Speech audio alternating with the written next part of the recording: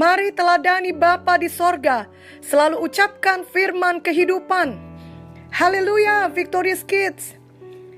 Kita harus berhati-hati dengan ucapan lidah kita. Pada waktu Tuhan menciptakan langit dan bumi, Ia melakukannya dengan berfirman.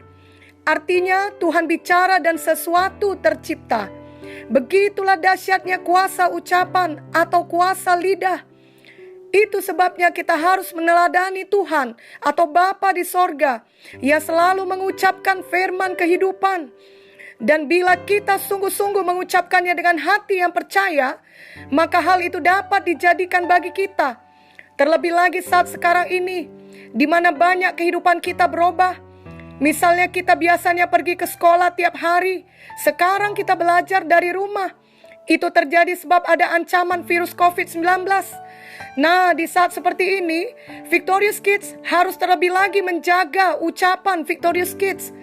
Janganlah ikuti semua emosi Victorious Kids, sehingga mengucapkan hal-hal yang kalah atau negatif. Misalnya, aku bosan sekali di rumah setiap hari, bisa mati aku karena bosan.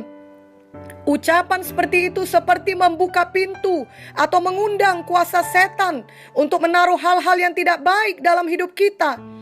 Justru ketika sudah mulai terasa bosan, ikuti suara Roh Kudus dalam hati Victorious Kids dan ucapkan hal yang baik. Misalnya, aku suka cita karena aku sehat, walau aku masih belum bersekolah dan bermain di luar rumah. Atau ucapkan ayat firman seperti, segala perkara dapat kutanggung dalam Yesus yang memberi kekuatan kepadaku, termasuk belajar, bermain, dan beribadah dari rumah. Amin. Dahulu Bapak Munte atau Opa Munte berulang kali mengajarkan bahwa hidup dan mati dikuasai lidah. Dan itu benar adanya. Kalau kita ucapkan hal-hal kehidupan yang seturut dengan firman Tuhan, dan kita ucapkan dengan hati yang percaya, misalnya, saya pasti berhasil, saya bisa sembuh, saya akan menjadi sarjana, saya punya masa depan yang baik, maka hal itu dapat dijadikan bagi kita. Namun sebaliknya, bila kita ucapkan hal-hal negatif atau kematian yang tentunya tidak seturut firman Tuhan, seperti saya memang bodoh, saya pasti tidak lulus, saya selalu saja sial, maka itu akan dijadikan bagi kita. Janganlah kita memilih mengucapkan hal-hal yang kalah seperti itu. Firman Tuhan dalam Amsal 18 ayat 21 berkata, hidup dan mati dikuasai lidah. Siapa suka menggemakannya akan memakan buahnya. Bukan hanya hidup dan mati bagi diri kita sendiri, tapi juga bagi orang lain. Perkataan kita dapat memberi kehidupan bagi orang lain dan memberkatinya. Atau sebaliknya, perkataan kita dapat meruntuhkan iman orang lain, menyakitinya, seperti racun yang mematikan.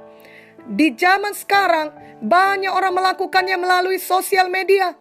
Mereka membuli atau menyakiti dan mengejek orang lain secara online.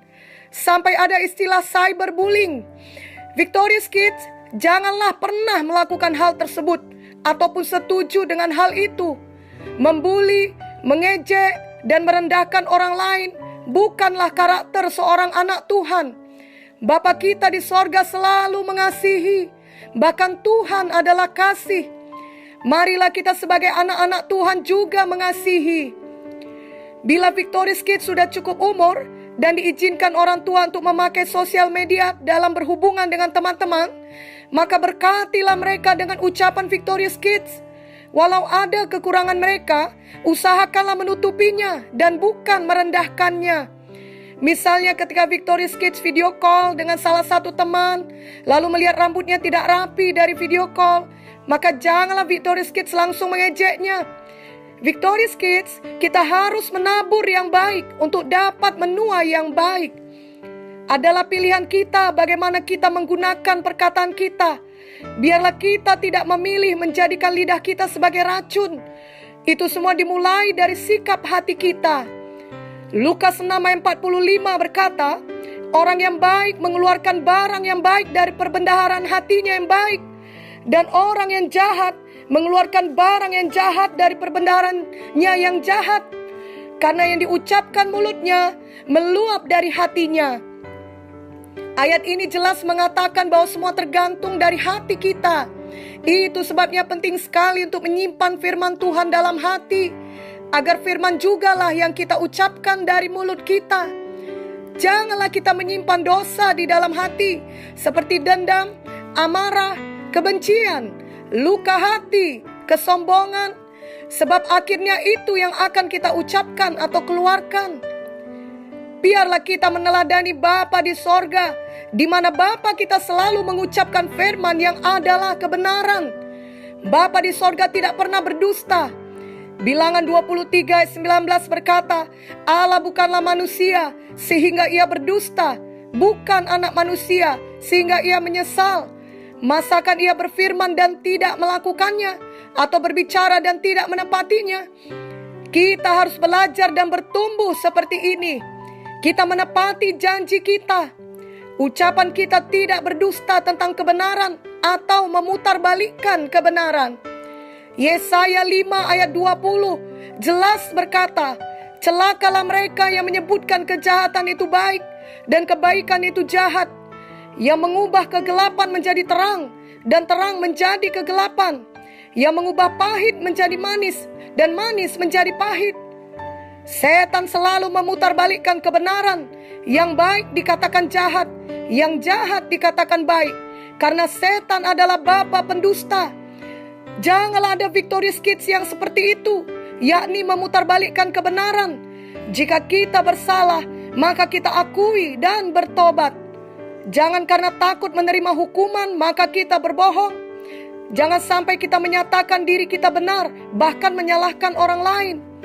Begitu juga halnya jika ada orang lain benar, janganlah mengatakan dia salah, hanya karena kita iri kepadanya. Misalnya ketika ada penerimaan rapor semester, lalu ternyata teman kita menjadi juara dan kita tidak menjadi juara, maka janganlah menghakimi dia dan menyebarkan kebohongan pada teman-teman lain dengan berkata, dia juara karena dia selama ini suka cari muka kepada guru. Dia itu anak mas guru, makanya dia juara. Karena iri hati, maka Victorious Kids menyebarkan berita karangan sendiri yang tidak benar. Ketika ini terjadi, setan senang. Victorious Kids, tentunya kita tidak mau setan senang. Justru kita mau mengusir setan di dalam nama Yesus dari seluruh kehidupan kita. Setan adalah musuh kita. Yohanes 8 ayat 44 berkata, iblislah yang menjadi bapamu, dan kamu ingin melakukan keinginan-keinginan bapamu. Ia adalah pembunuh manusia sejak semula dan tidak hidup dalam kebenaran, sebab di dalam dia tidak ada kebenaran. Apabila ia berkata dusta, ia berkata atas kehendaknya sendiri, sebab ia adalah pendusta dan bapa segala dusta. Mulai hari ini Victorious Kids, janganlah ada kita yang memutarbalikkan kebenaran. Apakah karena iri, karena takut, atau karena apa saja. Jadilah anak yang jujur senantiasa. Janganlah biasakan berbohong sekecil apapun itu.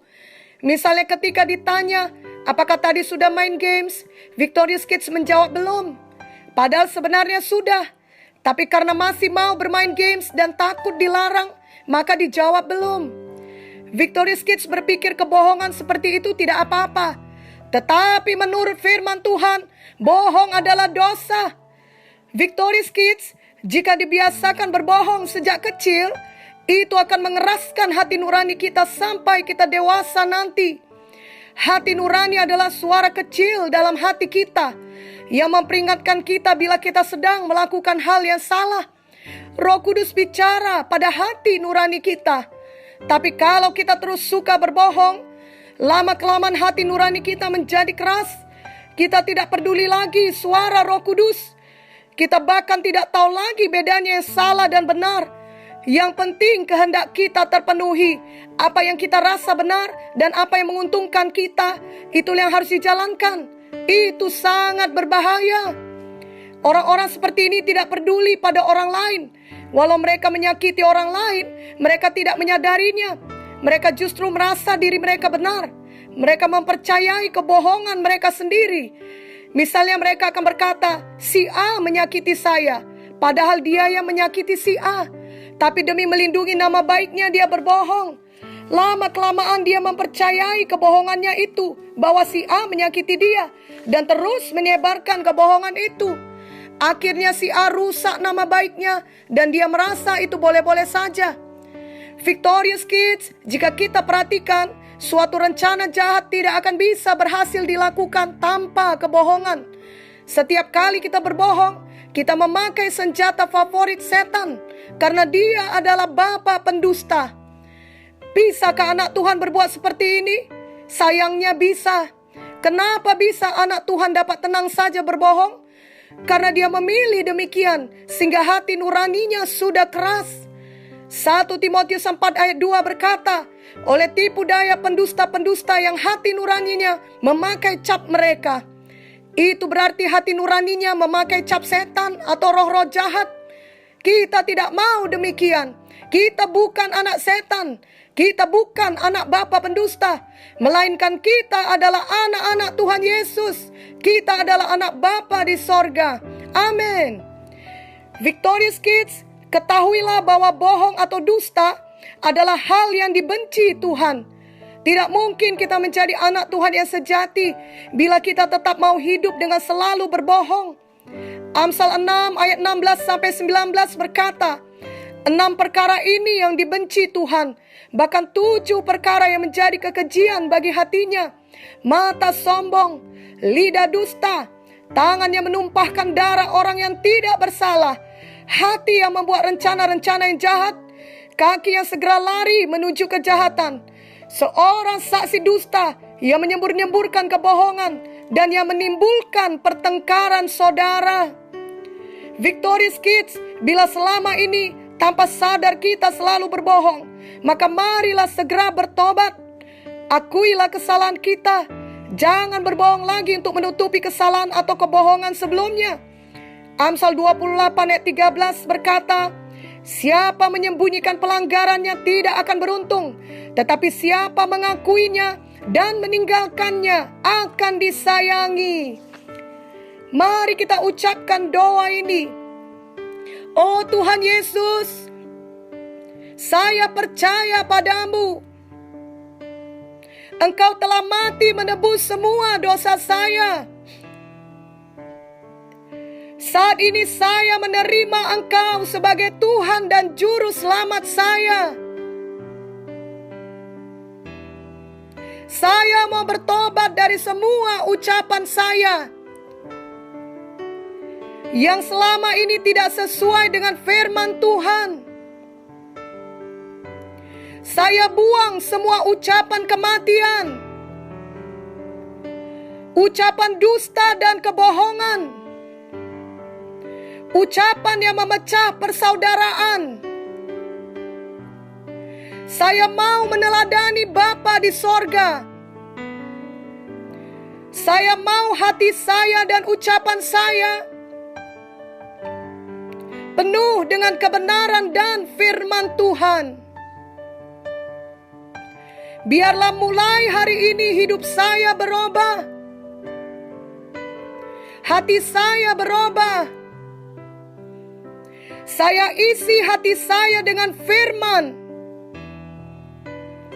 Maka ucapan saya adalah ucapan kehidupan yang memberkati semua orang yang mendengarnya. Di dalam nama Yesus, saya berdoa. Amin. Mari kita benar-benar meneladani Bapa di sorga. Dia berfirman dan apa yang difirmankannya terjadi. Demikianlah kiranya perkataan kita penuh dengan firman Tuhan, dan biarlah itu kelak dijadikan kepada kita. Amin.